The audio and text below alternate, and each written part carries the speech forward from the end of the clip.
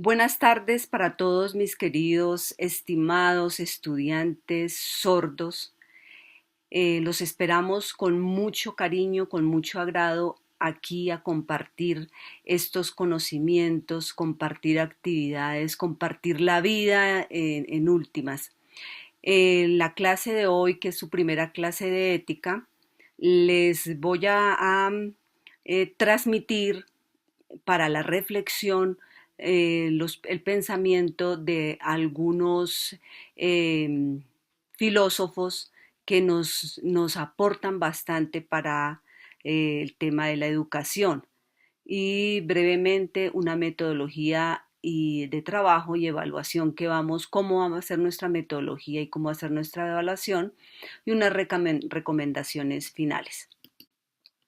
Lo primero que tengo que decirles es que para que nosotros reflexionemos sobre el tema de la educación, traigo aquí o seleccioné algunos pensadores, aquí les subrayo la palabra con el cursor, algunos pensadores que a través de la historia han dado aportes que todavía hoy en día son rescatables a la educación, que es lo que nosotros tenemos, y sobre todo a la reflexión ética, al pensamiento, al comportamiento moral de toda la sociedad. Ellos son Sócrates, que vivió antes de Cristo, Descartes en más moderno, en el siglo XVI, Kant en el siglo XVII, Estanislao Zuleta colombiano en el siglo XX, José Luis San Pedro, español, que también vivió en el siglo XX.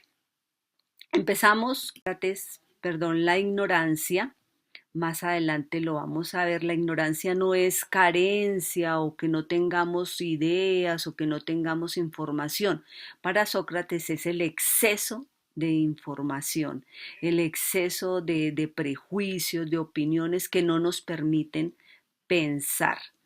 Entonces, Sócrates plantea que esa doxa o opiniones y prejuicios, aquí les estoy señalando las palabras, opiniones, prejuicios, creencias, que esa doxa es como todas esas ideas que tenemos mal fundadas, sin argumentos, que son opiniones, prejuicios, creencias.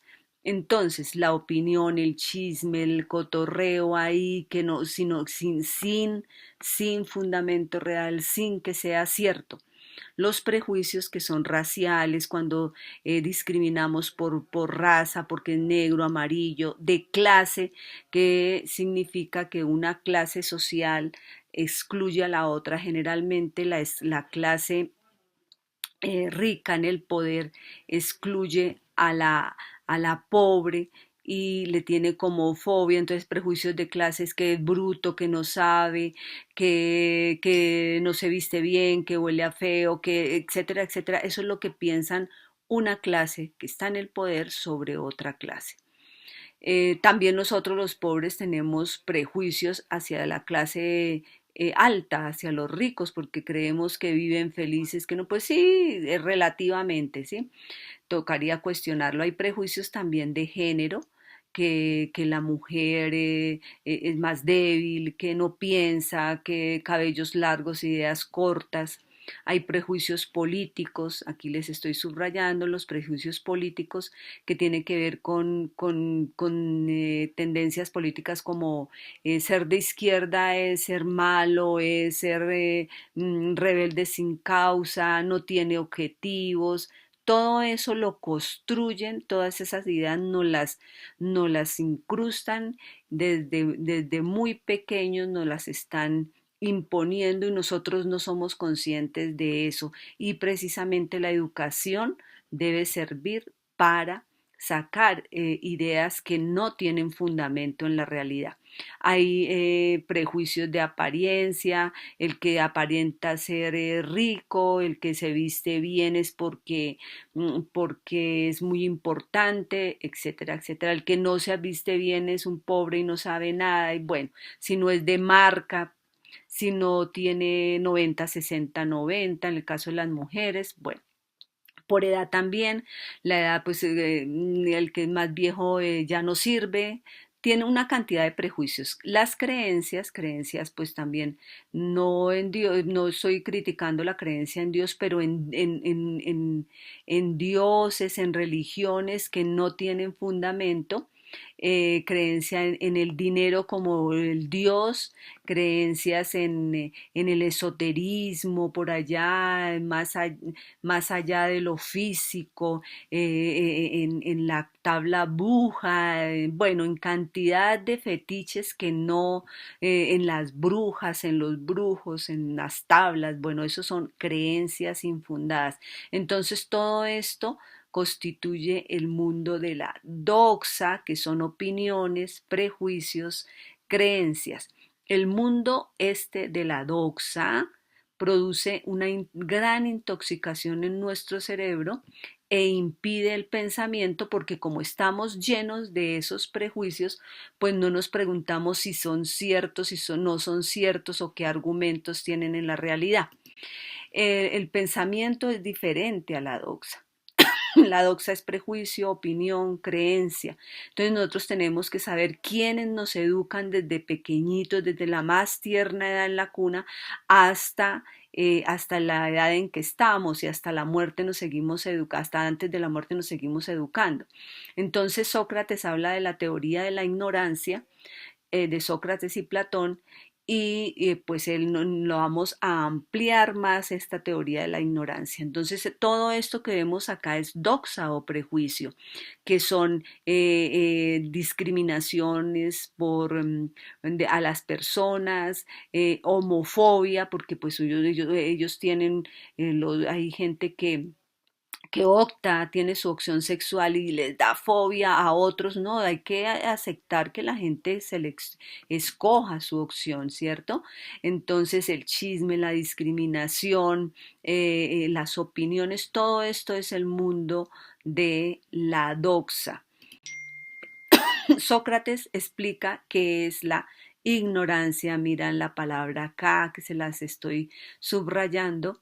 Sócrates dice que la ignorancia es el exceso de opiniones, el exceso de doxa, lo que les estaba diciendo allá, opiniones, prejuicios que no nos dejan pensar y que cuando uno está en ese estado de llenura, de una satisfacción, digamos que no le entra más porque está lleno, entonces le impide pensar esa cantidad de información que nos meten. Aquí está Sócrates predicándole a sus discípulos y haciéndoles pensar, haciéndoles caer en la reflexión con un método que él tenía, el maestro Sócrates. El método se llamaba la mayéutica, que era el arte de dar a luz. Pero ¿qué dar a luz o qué hacer que un parto? Ellos tenían un parto de ideas, que salieran ideas de sus cabezas, no que el maestro les diera todo allí y les metiera como si fuera una alcancía aquí metiendo en sus cabezas, no, él hacía mediante el diálogo, mediante el debate crítico, mediante la ironía, hacía que de ellos, sus alumnos, sus estudiantes salieran ideas. Entonces esa es la mayéutica como arte de dar a luz. Ese método lo tuvo en cuenta por su mamá que se llamaba Fenarete, que pues lo dio a luz a él, fue la que lo trajo a este mundo. Entonces aquí Sócrates enseñándole a sus alumnos sin nota, no como ahora que es con nota, entonces la gente estudia, supuestamente dice que estudia por la nota. Sócrates dice que la verdadera sabiduría está en reconocer la propia ignorancia, que nosotros sepamos que somos ignorantes y que la ignorancia está en ese estado de llenura. Sócrates también dice, solo hay un bien, ese bien es el conocimiento, solo hay un mal, el mal es la ignorancia, pero no se olviden que ser ignorante es tener exceso, una intoxicación enorme. Entonces, esta mayéutica, que era el método que usaba Sócrates, produce dolor y crisis porque que le digan a uno que lo que está pensando no es como es y le hagan caer en cuenta y con argumentos, pues produce rabia a veces, dolor, crisis, hay una ruptura, pero a la vez cuando usted ya se da cuenta, lo que yo pensaba no era, produce satisfacción, gozo por ese alumbramiento de ideas. Entonces, la teoría de la ignorancia en Sócrates y Platón, esto es textual de ellos, tal como lo escribieron, pero lo tradujo un filósofo llamado Zuleta, dice, la ignorancia no es escasez o falta de información, sino por el contrario, un exceso de información, opiniones, un exceso de opiniones, creencias que llevan al convencimiento, yo estoy que convence a la gente a la ausencia de duda, o sea, no, yo no tengo duda porque yo estoy convencida de que ya todo lo sé, porque creemos saber lo que en realidad no sabemos. Stanislao Zuleta explicaba esto sobre Sócrates. La ignorancia es un estado de llenura que nos hace sentir satisfechos. Cuando uno está lleno, que ha comido mucho, pues ya no quiere comer más, no tiene apetito por el saber. Entonces aquí uno cuando está lleno de toda esa información en la cabeza, ese estado de llenura, se siente satisfecho, entonces no tiene deseos de aprender, solo de repetir, de ser entrenado nada más, entrenar como entrenar a un perrito para que vaya aquí, vaya allá con un silbido. Sí, así no tenemos dudas porque está todo resuelto.